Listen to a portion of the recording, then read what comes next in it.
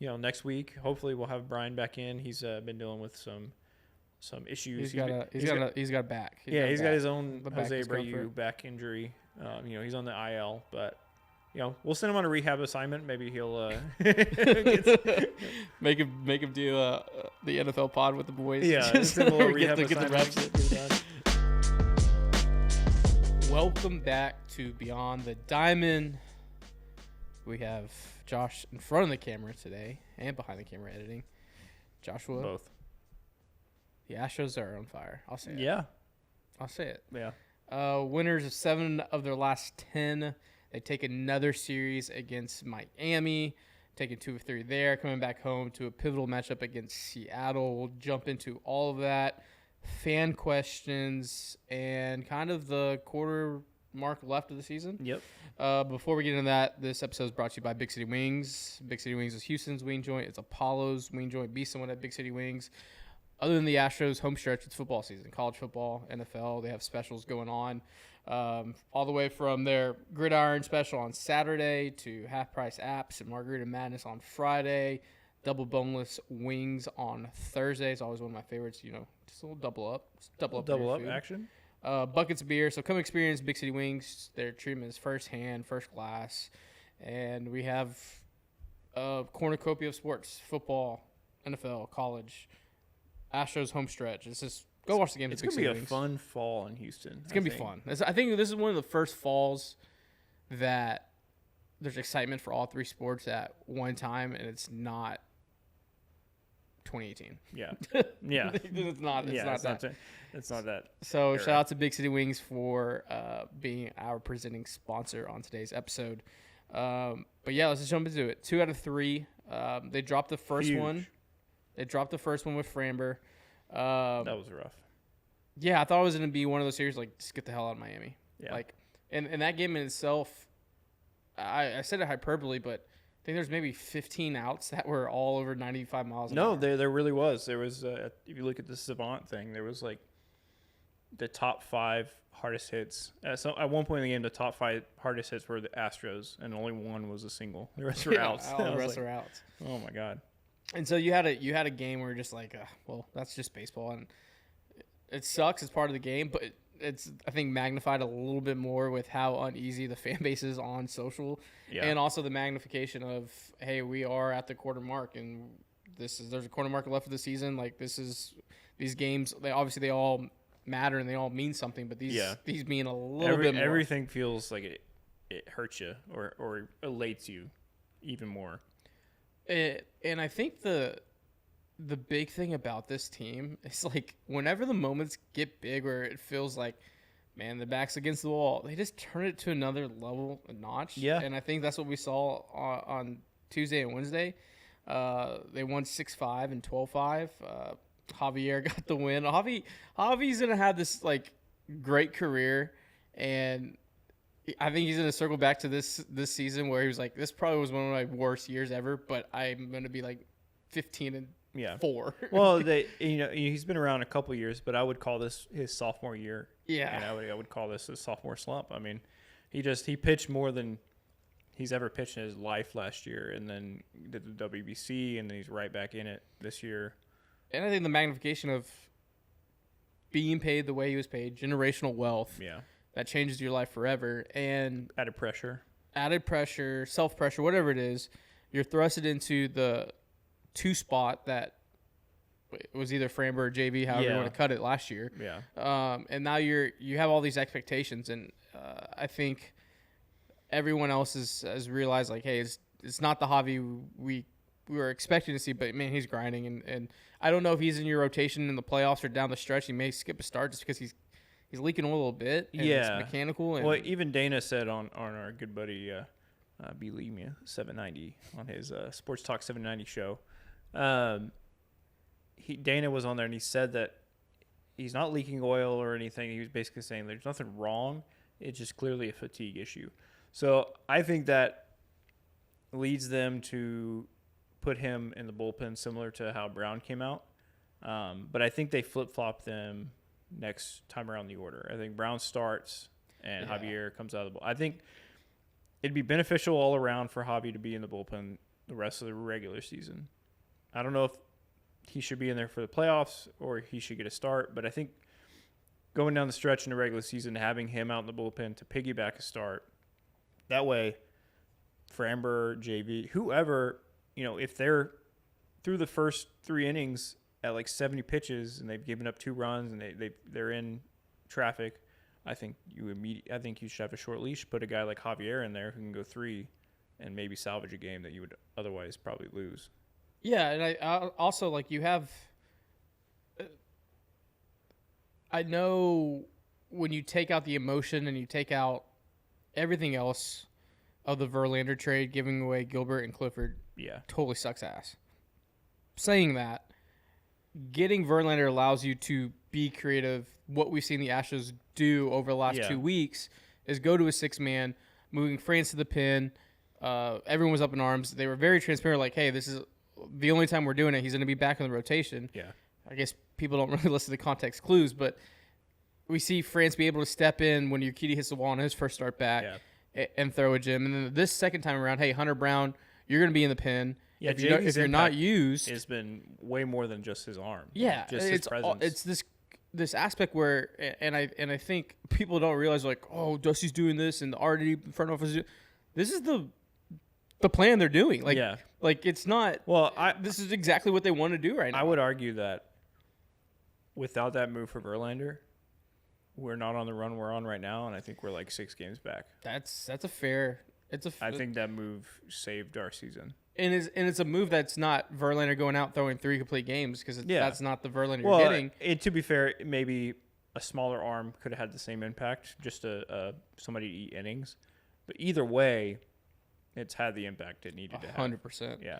I 100% agree with that, because it allows and I don't know if pulling Javi out of the roto for down the stretch, I think that's a little extreme, but this next time through, I'm 100% okay with him getting a reset where he's just coming out of the pen. I don't know if fully down the stretch, but at least in the stretches of games where you don't have a day off and you want to do 6-man roto type of thing, give him extra rest. Either way, he needs rest, or he needs, to only come in for 2 innings or something like that. He needs some sort of break. Well, and I think we saw the first adjustment this go around with Javi in this series is where Yonder Diaz was catching for the very first time. Yeah. Obviously, the stat line's not pretty. 4 2/3, 4 earned, 1 walk, 2 strikeouts. I do like that walk number being down, because before that, in his last 1, 2, 3, 4 starts, he had a total of 14 walks. Yeah. That's been his play. In the past, high. He's been known as the guy who doesn't throw first pitch strikes. He always gets into hitters counts, but he's always had that swing and miss ability in that rising fastball to get himself out of jams. But now when he doesn't have that, he has to he needs to reacquire that spin and that skill, or he needs to learn how to pitch differently. He needs to learn how to pitch with his current arsenal that's slightly different, which I think he can, and it's just going to take a lot of coaching and learning. But yeah, he's got to throw differently than he has in his past. And I think the other side too is, if you look at the back of the baseball card, last year he was 11-9 with a 2.54 ERA, 148 innings, crazy, 194 punchies, only 52 walks. This year he's at 8-2 with a 4.49 ERA, 122 innings, so he's 26 away from his career high.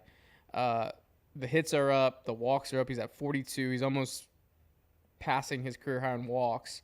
Only 112 strikeouts, and the WHIP is at 1.226 after last year was 0.948. So you just see this different Javi this year, and it's fine. Like, he's gonna figure it out, and it's just the back of the base card. It looks.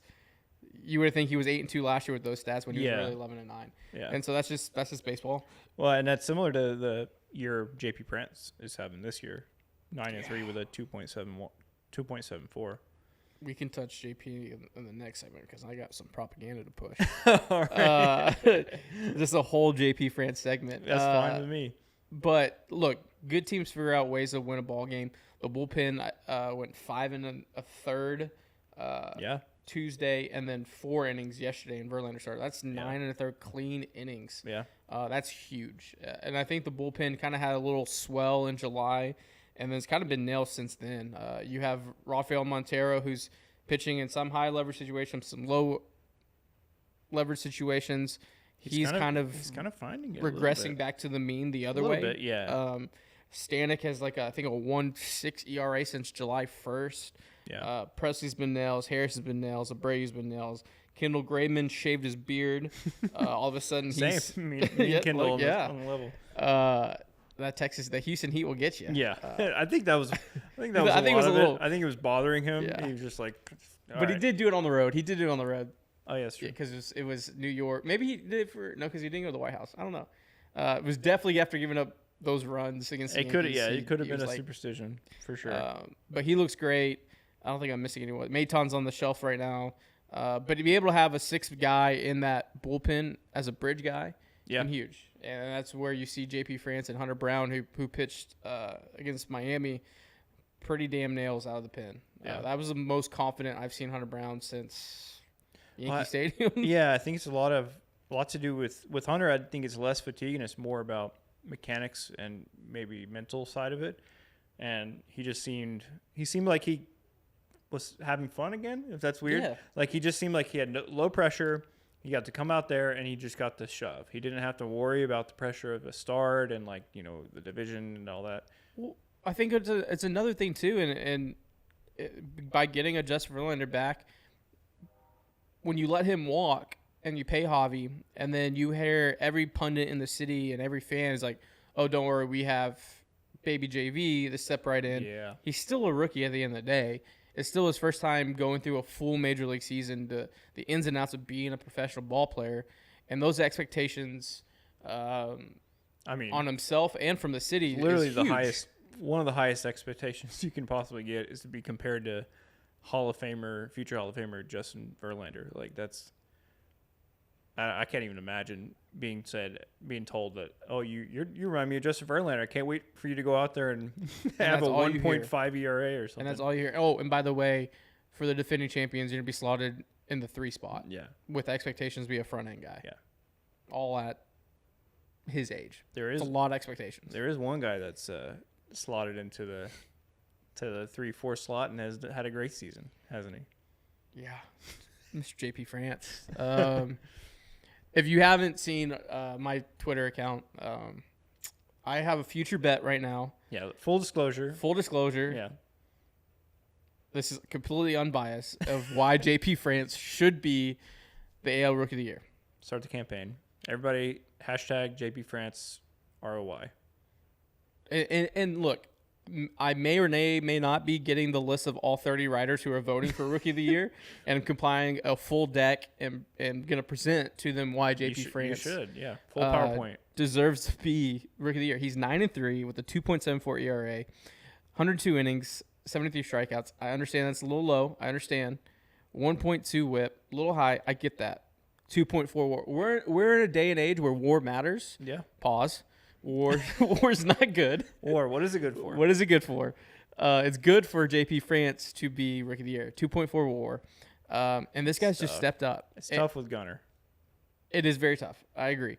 But if the Astros run down the Rangers, they win the division, and he's sitting at 14-15 wins and has a top 5 ERA. I think he has to get over 150 innings.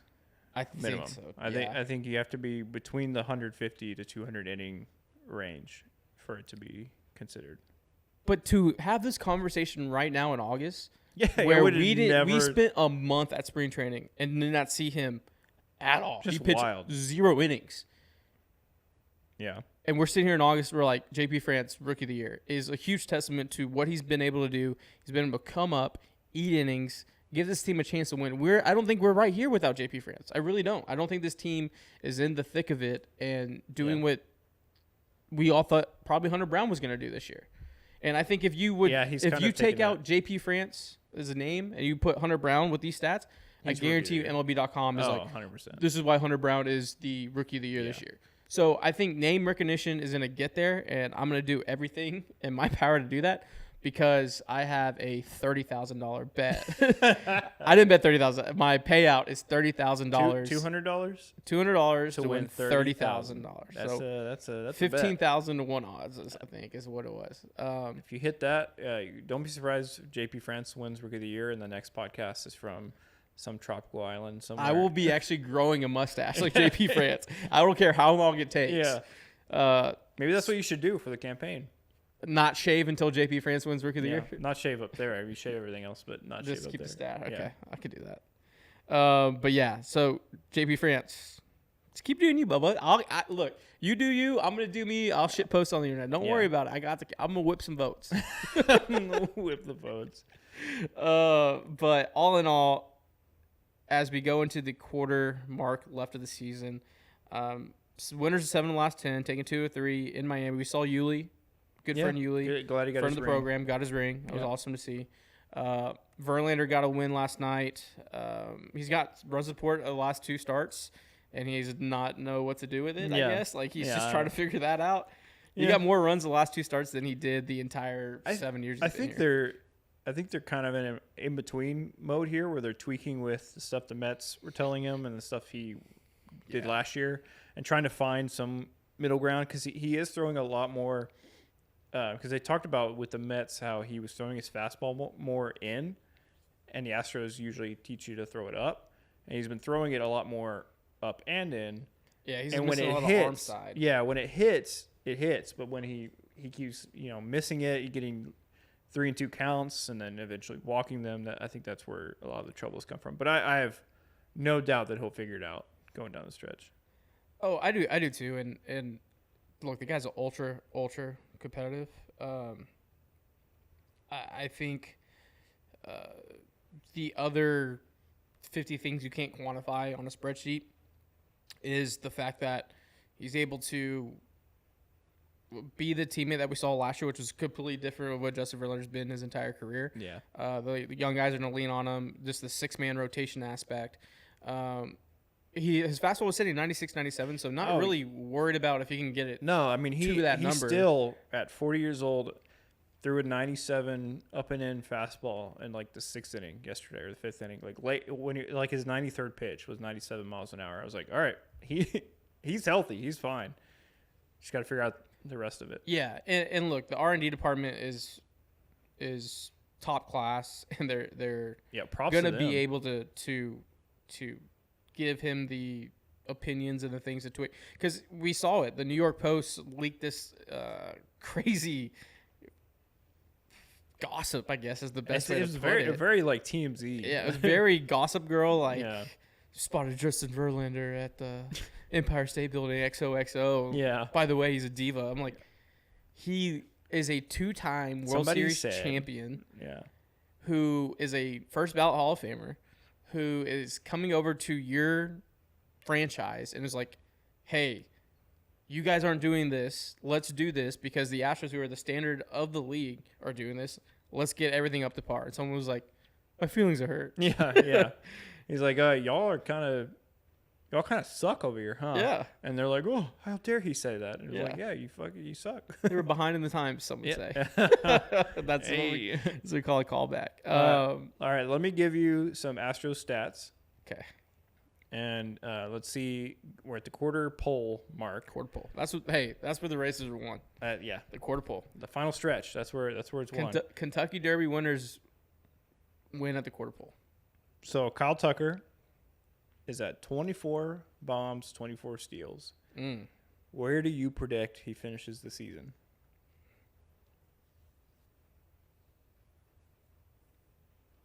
32 home runs.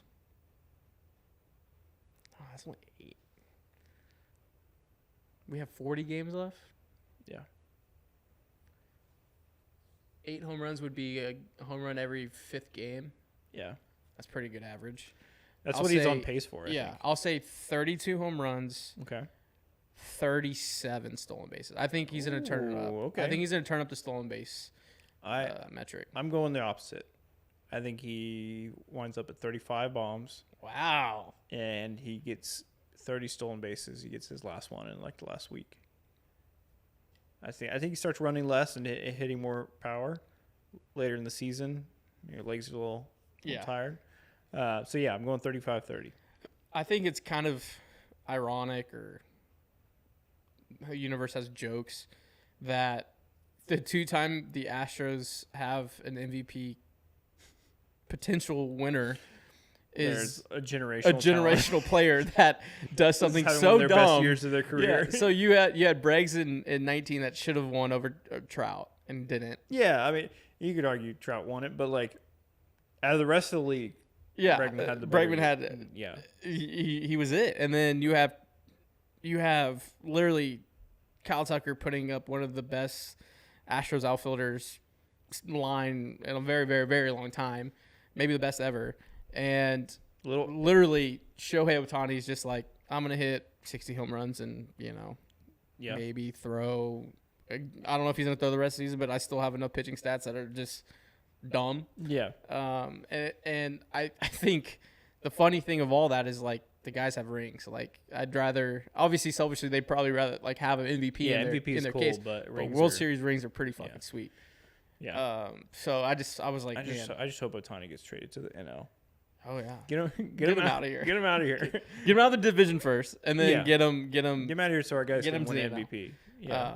I want Acuna and Freeman to sweat Shohei Ohtani, not Yeah. Kyle Tucker. Yeah, because he on the list of there's a stat called win probability added, I saw that. and it's just basically calculates how much you have contributed to your team winning Okay. per game, and I believe it's calculated by the graph of like win probability during a game, and like it goes back and forth. It's calculated by when you're at bat and you do something, how much you raise that probability for your team, essentially.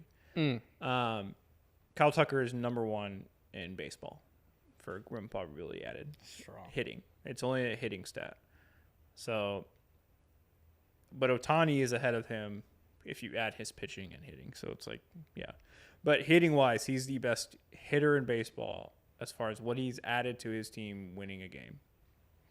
Which could tell you that's valuable. That's the most valuable thing you can do is lead your team to win. So if there wasn't Ohtani, he would win MVP this year. I Oh, 1,000%. All right. Let me give you Chas McCormick. 17 home runs and 13 stolen bases. Man, a 2020 season for Chas would be sick. I think he's going to get a 2020 season. I think Chas ends the season with 25 bombs and 22 steals. That'd be strong. That's what, 8 more home runs? Yeah. A 2020 season. I'll take a 2020 season. I don't know the exact. 25 sounds great. I think it'll be like 23, 24. 25 is a good number on the back of the baseball card. I mean, he has a lot of those home runs in the back half of the season when he's been starting more. Yeah, it only seems like with Chas McCormick, the more confidence he gets, the better he plays. Mm-hmm. And I think it's a long time coming that the Astros have a dominant center fielder. I mean, you tried Straw, you tried Sierra, you tried a mixture of Dubon, Myers, Chas. Jolks never got it. He was just a corner guy. You tried all these different formulas to get there. Yeah. And Chas McCormick was just right there waiting for the opportunity to it's do always the been consistency. Chas. It's always been Chas. So, yeah, I think a 2020 season is definitely going to happen. He has the highest OPS other than Yordan and Tuve. He has the highest OPS plus on the team. That's so good. He has 17. So he has 17 bombs and 313 plate appearances, and Tucker has 24 and 513 plate It appearances. was always Chas. It's always Chas. All right. I'm pulling up his WAR on Fangraphs is the one to do it, right? Yeah. 3.6. Yeah. That's solid. That'll play. 3.6 WAR. Yiner Woo! is at 16 home runs and 271 plate appearances. Is he gonna play? Does he get? Is he gonna play? Does he get to 20? Yes, 100%. Okay. I think by the next episode, He's No, at 20. no. That's holy that'll be shit. next week's time. That's four bombs in a week. I mean, maybe. I think if you, in a perfect world, and you let Yonder just catch 2 clean weeks, Yeah. just play just every day for 2 weeks. In one of those 2 weeks, I think he'd be AL Player of the Week. I think he's Yeah. I think he's that good. For sure. He would also be in the running for Rookie of the Year if he was playing all year. Yes. By far. Yeah. And it's beating a horse, and just get on Astros Twitter, Instagram, Facebook, wherever you get your content. The Maldi Yonder discourse is just running rampant like a wildfire, and Maldi's awesome. Maldi's great. He does a lot for the team, but Yander's the president, and I think you saw starting to see a shift with Javier pitching to Yonder. I think that's an admission of a slight shift. Yes, I don't think Framber. No, I think Maldi catches Framber until Maldi retires or leaves the team. Yeah, but JV threw to Alvarez, who's a rookie for the Mets, so it's not. Yeah. No, I don't. But I know JV also, him and Maldi have a great relationship. So, look, if I will let them do that if the 60% of the rotation goes through Yonder. Sure, yeah. At this point, I think that's just what you have to take. I think it's a little extreme on all sides. I think the fan base getting so upset over it every single time is a little extreme, and you can't. It's come to where I think it's about at a 50-50 pace right now, which is not horrible, but yeah, I can see why people are upset. I think the discourse is more. I think it's way different than that. I think it's 25% Maldi, 25% Yonder, and 50% tired of the discourse because nothing's going to change on the internet. Even though we all know what the optimal thing is. The only thing that's kind of crazy to me is look, okay, let him catch the other 60%. Even if it's 50-50. Okay. You got to find a way to get him in that DH slot on those other days. I guess they didn't like him at first. Which I don't remember him being that bad. I don't really. But I think it was such a small sample size that I'm surprised they aren't. I'm surprised John Singleton's starting as much as he is right now. And Yiner hasn't gotten one start at first. We need to touch on John, but okay, they don't like Yordan in the outfield for Framber, right? Is that the one? Yeah. No, they like Yordan in the outfield for Framber. But slot him right in a DH. And then, okay, Verlander's off day. But the other side, too, is they try to go so optimal for defense on those two starts. Yeah. But it's almost like, okay, well, do you want to win a game or lose a game 2-1, or do you want to win a game 12-5? Yeah, that's the thing. I get you want to have your best defense out there, but on the flip side of that is your best pitchers don't need your best defense. Your worst pitchers need your best defense because they need it as much help as they can get. Yeah. But I get it as JV's going to get the best defense because he's paid what he's paid and he's a Hall of Famer. He's going to get his best chance to have his best game. And the thing that scares me the most, and we'll jump to the next question, is what happens if you lose game 1 and game 2 in a DS with Maldi behind the dish? Now and then game 3 you have Yonder playing. Okay, you win that one. Did you just punt those 2 games out of pride and ego of your process? I'm less worried about it in playoffs because a pinch hit opportunity is a lot more likely. Oh, for sure. And if, say, Framber starts game 1, goes 5 innings, allows 4 runs, is at 95 pitches, he comes out, I think you immediately bring Yiner in, and he plays the second half of the game, and that's okay. I think in the eventuality of that sort of thing, it's fine in the playoffs. You can play more, but winning the division in the back half of the season and when volume's taken into account, I would like to see Yiner more. But I agree. All right, let's get into a couple more predictions. This you don't have to give your prediction, but Bregman's at 19 home runs right now. I think he hits 30. I think he goes on 11 in the next 40.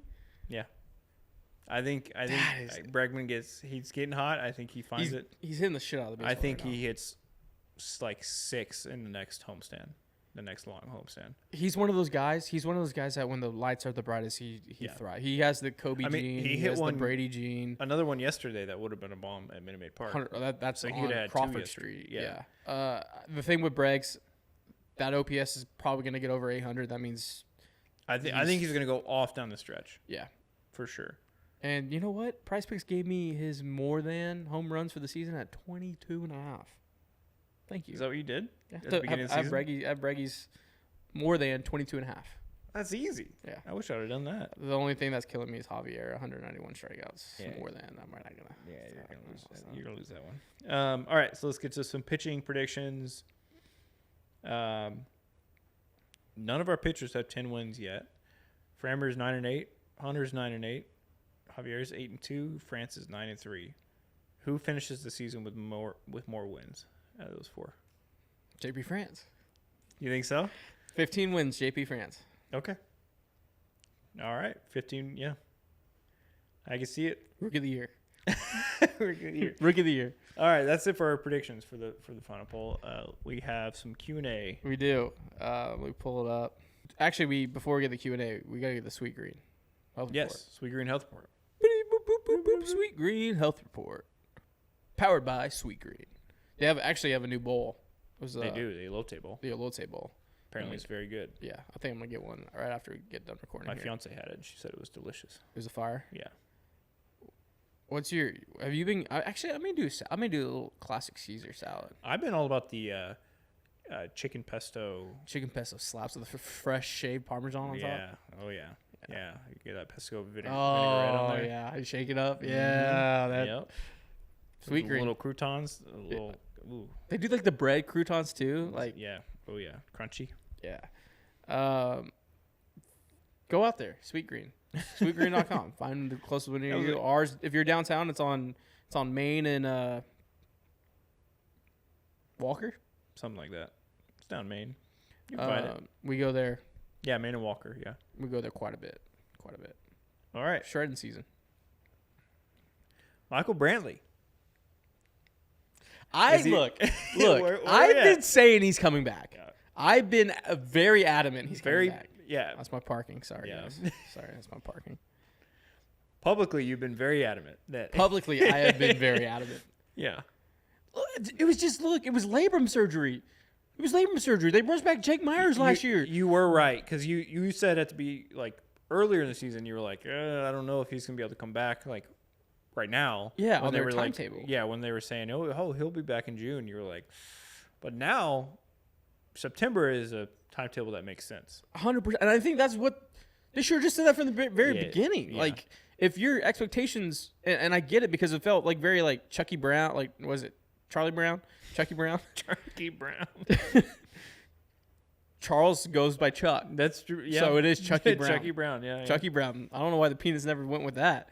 When you get the Charlie Brown effect, when you go to kick the football, and Lucille, right? That's the Lucy. Yes. Lucille. Maybe that was her first name. You Chucky Brown and Lucille. Chucky Brown and Lucille. We go standard names, full Yeah. government names for them. Oh my god. I think that's what everyone felt like because it was like, oh Yeah. my. And Yeah. now if they the would have said at discourse- the beginning of the year that it was September, everybody would have been like, okay. yeah. And then when he was coming back in September, we were like, all right, great. Have him for the push, and Yeah. hit a tank on a Second at bat. 93 mile per hour fastball up and in. Yeah, he got to it. It wasn't a AAA cookie. Your shoulders are working if you can get into an up and in 93. Yeah. I do have one thing, a bone to pick with some people. Vanessa Richardson was on the road with the Astros, and she reported like, hey, Desi said something like, hey, his dad's coming in town. That's usually a good sign.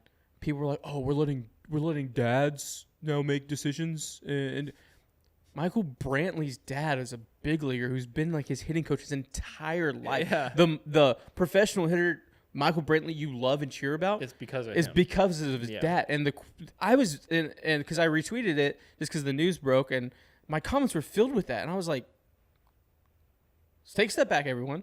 It's not a People get so incensed JD by McCoy anything. Friday Night Lights dad helicopter Yeah. parent. It's a guy he relies on to do what Michael Brantley does, and When that they were was a saying it great was sign. good news. They were It was saying great news. Yeah, they're like, oh, that means like he's ready. That means like we're going, Yeah, we're ramping up. Yeah. Phil Maton, Yeah. right elbow contusion. He wore that one. Yeah. The Really X-rays were negative. Said there's bruising on the radial head and the tissue around that. I don't know what a radial head is, but It's a band. great band. It's a band. It is a band. Yeah, so targeting to be back on the 16th day of his time, so August 27th. So late Okay. August. I wanted to give him a rehab start. I think they I should. think they should. Yeah. For the injury and then for just in general, Reset, him figuring yeah. stuff out, I think it would be good. It'd be good for that. Jose Abreu, lumbar spine inflammation. Thoughts? Hope it's not arthritis. Because that's paralyzing in the fact that I don't know where. lower back injury and back injuries as you get older is Yeah. Honestly,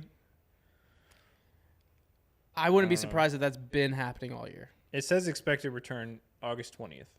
So He's for sure going on a rehab I assignment. think he needs it. Um, I right now would cautiously say we see him beginning of September.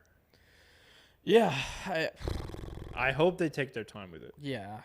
I think anytime with lower back, you gotta be super careful. And I think the pressure with the contract, the pressure of coming into replacing Yuli Gurriel with all the expectations of MVP and the way he's been hitting prior to the season, all of that, I think that injury's been there for a bit.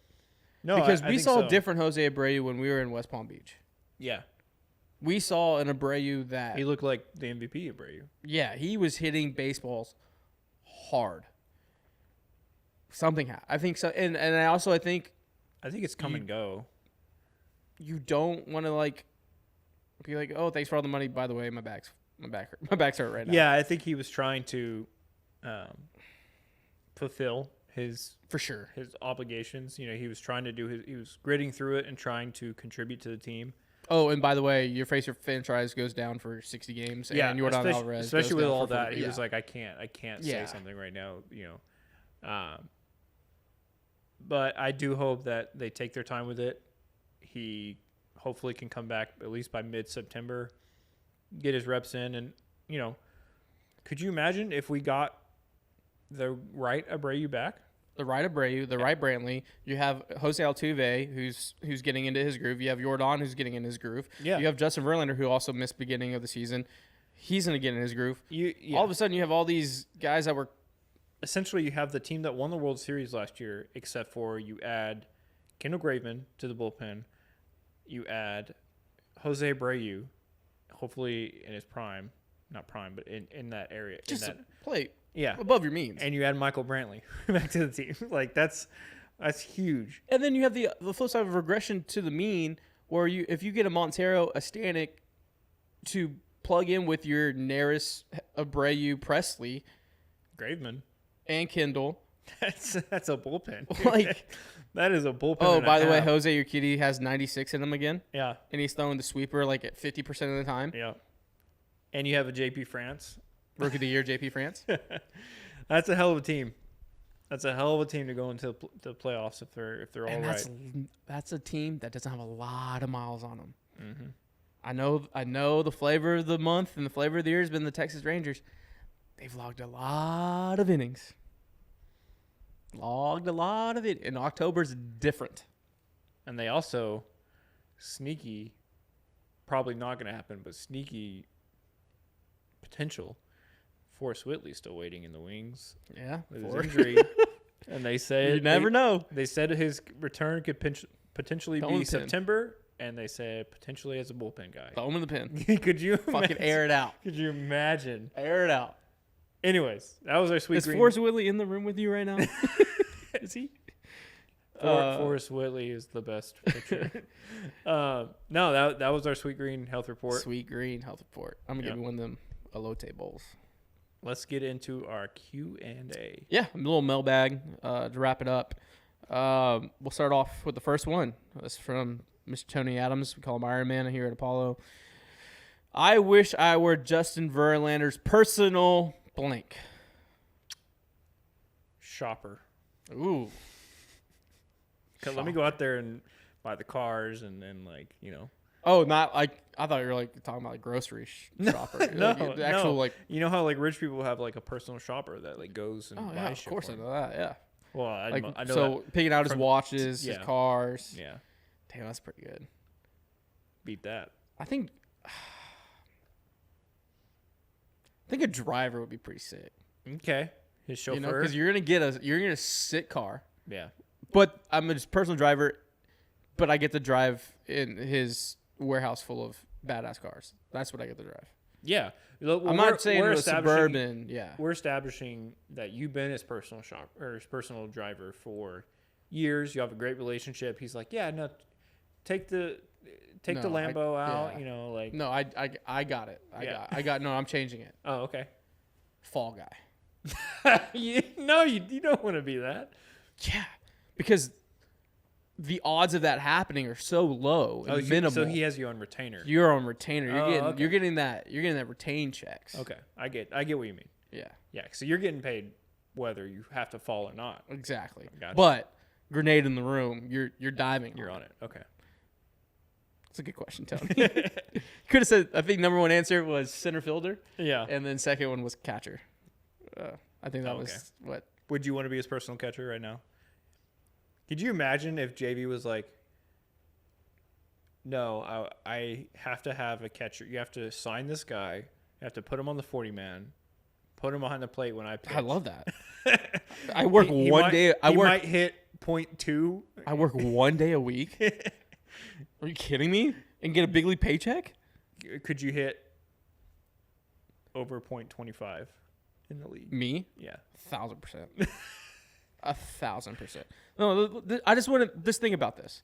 League minimum is what? 750, 700? Yeah.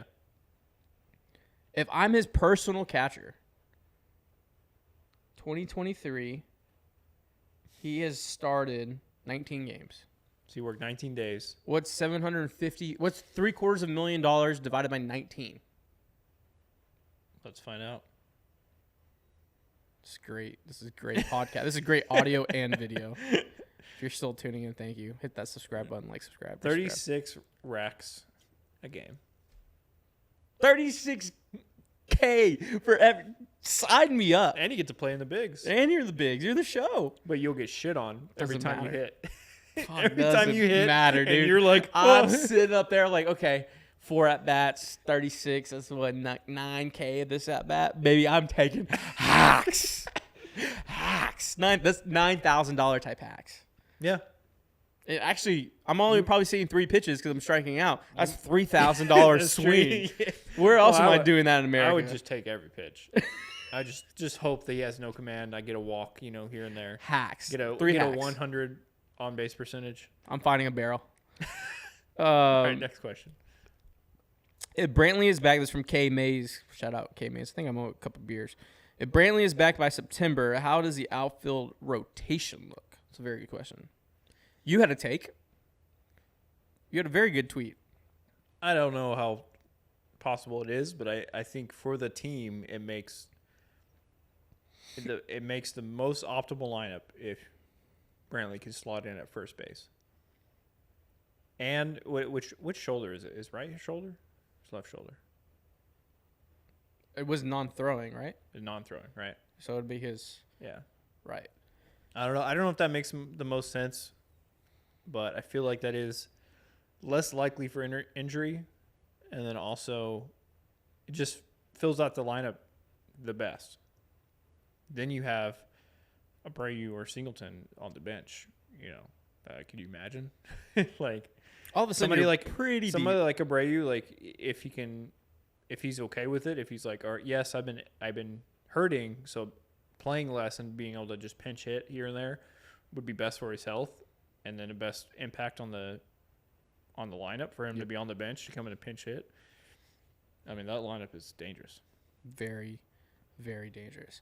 From Lord Dex Hinton. Shut up. Shout out Dex. Shout out Dex. Watch movies. Shout out Dex.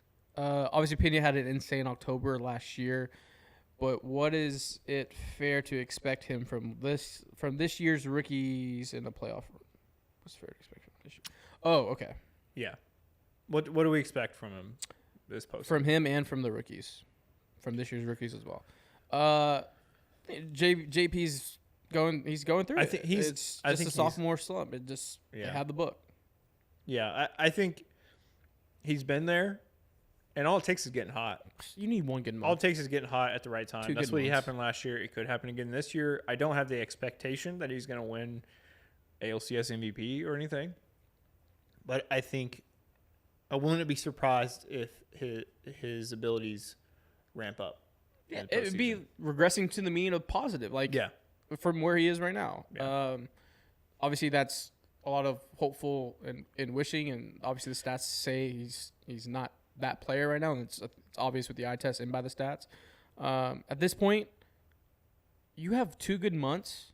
From here on out, the city of Houston forgives very quickly. Yeah, I will take a 246 batting average all season if it means you go off every October. I'll take that. And put him in heartbeat. Put him in there every year. I don't care. Yeah. And the other rookies, look, Hunter Brown, JP, Yanier, JP France Rookie of the Year, Yanier. I think prediction. I think France balls out of the rookies. He's a little older. He's been through a lot. I think he's less likely. He's a dog. I think he's less likely to be pressured by the moment. I think on the flip side of that, I think Yiner might struggle a little bit. He's very. You're gonna have to corral him. You're gonna have to bring him. You're gonna have to just ground him, and in the moment like that, he's very. He sees it and he's like, which is good. You want a guy to be like that, but I think it could either be amazing, and he hits a bomb onto the tracks for a big home run in the postseason, or he strikes out 3 or 4 times in a big game. I don't know, but I'm excited to see them tested for sure. For sure, and I think the more at bats he gets down the stretch is beneficial because these at bats are gonna be amplified. Yeah. This is completely by chance. Chances of JP France takes home Rookie of the Year. Completely. Gotta push the Did you JP ask agenda that? for JP's everywhere. This is from our main event, JP from the Summit Brothers. Look, JP France is winning the Rookie of the Year. This is August 17th at 1:31 p.m. Central Standard Time, God's time zone. JP France is going to win the Rookie of the Year. Hell or high water, I will drag all 30 riders across that finish line. We are getting there. We are getting home. You just have the riders in a basement somewhere. Don't let me get hot.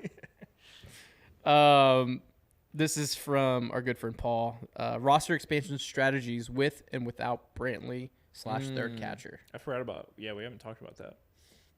We'll probably do a whole episode on that at the end of August, but I think they definitely bring a pitcher. I wouldn't be surprised if they bring 2 pitchers or a pitcher and Salazar. I know that's not sexy. That's without Brantley. Yeah, that's without Brantley. Yes. I mean, I think Brantley comes up and replaces Gray, probably. Just in general, I think he's going to be up before the September anyways. So that's not, yeah. But I think they're going to bring a third catcher because they like to do that. Yeah. It's not going to be sexy. People are going to be like, oh, it should be Luperfido or it should be, Pedro Leon or something. But I think it's going to probably be Salazar. Yeah, I think it's going to be Sally. This is from Fan's a friend of the program. How can a man walk with 4 balls? It's a great baseball question. I think when they, honestly, I just feel like the creators of baseball, when they started making rules, they were just like, we have 2 balls. It'd be funny if there was 4. I feel like it was something so dumb. Yeah. Just like they were in a room, just like. But yeah, you just trot your hard 90. Ask Bregman. Yeah, it was a wheelbarrow. This is from William Riggs at Riggs409. In a rotation that includes similar pitching mechanics as JV and Hunter Brown, does that make one or both of them easier to hit if the opposing team is getting info into rhythm with those pitching motions? If not, could you explain why? It's a really good baseball question. I have an answer for this because I've been thinking about the same thing. I think it actually helps Hunter Brown or vice versa because Hunter Brown has the same sort of delivery as JV, but his stuff moves completely different and it moves similar to Framber. So I think you see JV, you adjust to hit his stuff, especially trying to lift or trying to do a certain thing on his pitch movement. And then you see Hunter Brown and you try and do the same thing, and all of a sudden you're grounding out the shortstop every time. And you're like, what the fuck? Like, yeah, you grounded out. He has the like fifth highest ground ball percentage in baseball. So yeah, it's what completely JV's different. more of the What JV's the fly more. ball. Yeah. So I think it helps in that it might be a mind fuck. But on the flip side of that, if Hunter is not on his game and his stuff isn't moving like it should and he's leaving mistakes over the plate, then it might help with a hitter because he is seeing that release point good. Yeah, I think in a series, it's probably amplified a little bit more. I think because they're just staggered through a rotation during the regular season. Yeah. You really don't get to see them in that manner. These hitters are the best of the best on the planet. The more data you give them, the more video you give them, they're gonna figure it out. I mean, we've talked about it with Morrow in 2017. The Dodgers kept trotting him out in the beginning of the series. We got him in the back end. You could say Will Harris against the Nationals. The more times these guys get more reps, it's going to make the batter a little bit more of an edge. But the mechanic side, I think you hit it with JV's a fly ball pitcher, Hunter Brown's a ground ball pitcher. I think it's probably the answer Williams' question. It's maybe a little bit more amplified in a playoff series than a regular season. Especially if they're going back to back. Yeah. And you have that fresh on your mind. Yeah. Yeah. And I think you can stagger. I think you get cute and you can stagger them. I think you should. Yeah. I think, we can get to the playoff rotation conversation. I honestly think you could slot JP France, who's going to win Rookie of the Year, at number 3. You probably could. But he also, I feel, and this is not JP France propaganda, JP France reminds me a lot of Brandon Backey. When the lights are going to be on, you're going to be like, yeah, let's turn to him. Like, you don't. Well, he's got that fire. Yeah, he's got that fire. This is from at Chris Simon Says. It's a great handle. Which of the presumed playoff teams in the American League, Baltimore, Houston, Minnesota, Tampa Bay, Texas, Toronto, are most dangerous in a short series, AL wildcard or the DS? It's a great question. I hate short series. It scares the living shit out of me. I think even though the Astros played them well, I would be probably most scared to face Baltimore just because their bullpen. Because in a short series, you could throw Cano and Batista every single game, and so you get to the sixth inning or seventh inning, and game's got to be over. I would honestly rattle it off: Baltimore, Texas. Yeah. Toronto, Tampa, Minnesota. Honestly, I think what's happening over at Tampa with the Franco and McClanahan getting Tommy. I think that's going to be a huge blow to them. Yeah, I think they scrape a wild card barely. Honestly, I'm going to say this right now. August 17th, the Blue Jays are in the ALCS. Wow, that's a take. That's a take. I think they have the AL's version of a Philadelphia Phillies run last year. Wow. They have the roster for it. They just haven't. They've been underperforming. And I think with those playoff teams, you have Baltimore, who's young, hungry, and dumb enough to be like, hey, we don't feel any expectations. Yeah. You have Texas, who spent $1 bazillion, who's been the leader, and I think there's more pressure on them even if they win the division or they give the division away, there's still a ton of pressure on them because then it's like they did all that for a wild card. Yeah. So, and even vice versa, if they win the division, they have to win. Yeah. Toronto's kind of flying under the radar. Tampa's taking on a lot of water. I mean, the AL is so much harder than it was last year. Last year, by the Yeah, time you we got had to a the bye. playoffs, We had a bye week in the ALCS. exactly, exactly. It was just like a We're playing the Yankees again. yeah, like that. The AL side of things lined up for the Astros perfectly. Yeah. They faced probably the 2 weakest teams. Yeah. In Minnesota, I mean, if you get in, you have a puncher's chance, but Yeah. Carlos Correa doesn't have to do a lot over there. This is from at Alec Chilton. Do you still think the pitch clock should be dropped for the playoffs? I worry that changing the pace of play so suddenly would mess with the players. I want a slightly longer clock in general, but should be no difference between regular and postseason IMO. It's a really good question, Alec. I think there should be a difference between regular and postseason, but I don't know. I think as long as umpires use their discretion on when to, because it's up to them when to start the clock. Correct. So if they have some wherewithal and take their time, big moments, they like take an extra second to brush. And the umpires dirt. make it about themselves regardless. That's what I'm worried about. But if they, if you have some umpires behind the plate with wherewithal and take that extra second to walk behind the plate in like a big moment, let the fans get rowdy before you start the clock and then you get into it, then I'm okay with it. But if not, I would like it lengthened like 5-10 seconds. I have a great content idea for us. We go back and grab the top 10 playoff moments of the Astros, and we start a timer. Yeah. And see. Somebody did that when the pitch clock was first announced for like a Phillies game or something. But yeah, Because seeing every time the thing about what makes the playoffs so great, and honestly, this may be better for like the Baltimore and Rangers and all these new teams. since they're not They're used to it. they're not used to that. Like those moments where the one moment that just kind of goes under the radar in the Yankee series last year was the Brian Abreu 100-mile-per-hour fastball against Stanton 3-2 in a tight game. Yeah.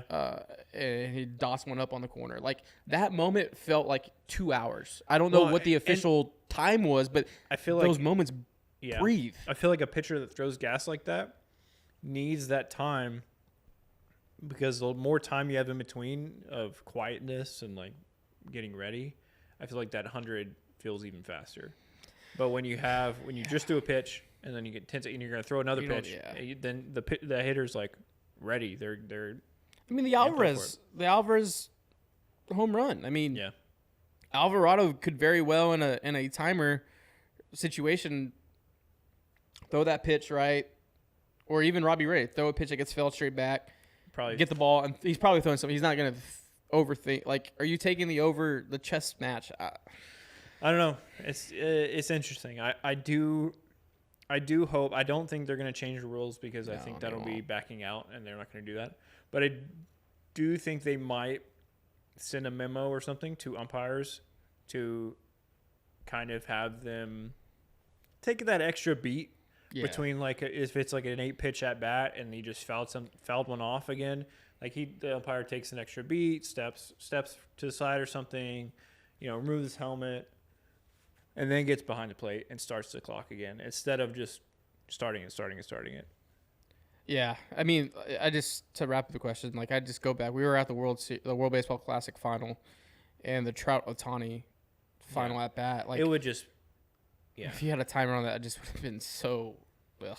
Because in a moment that could be like the biggest 5 minutes, 3 to 5 minutes, like an 8-pitch at bat, big moment in baseball, instead of is now like a minute and a half moment. And it's just like, I think you let they'll never do it. I wish no pitch clock in the playoffs, but yeah. If not, give me an extra 5 seconds. Or take it off in the 9th inning at least. Yeah. This is from at Blue Side Brews. Why do you believe Dusty is the greatest manager ever? And it's only because he smoked weed with Jimi Hendrix. Dusty's been getting a lot of flack this year. Look, he's defending World Series champion manager. He's doing things this year that it's 50-50 split. It really is. I think we get bogged down with disagreements and philosophy becoming like too heated into where you think somebody sucks.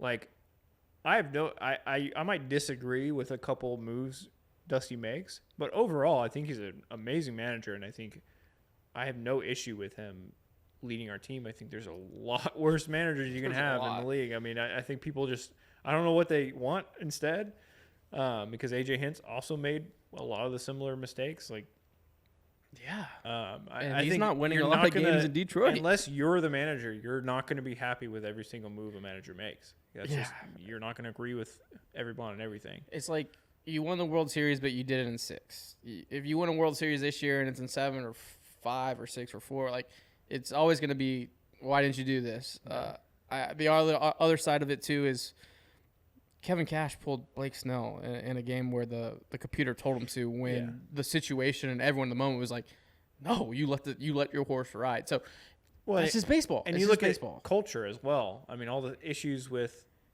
was it the White Sox? I mean, there's a couple different teams that they're talking about, how the Mets as well. You had Nevin chewing out the dugout in front of everyone. It's just like it could be It could be a lot, so much worse.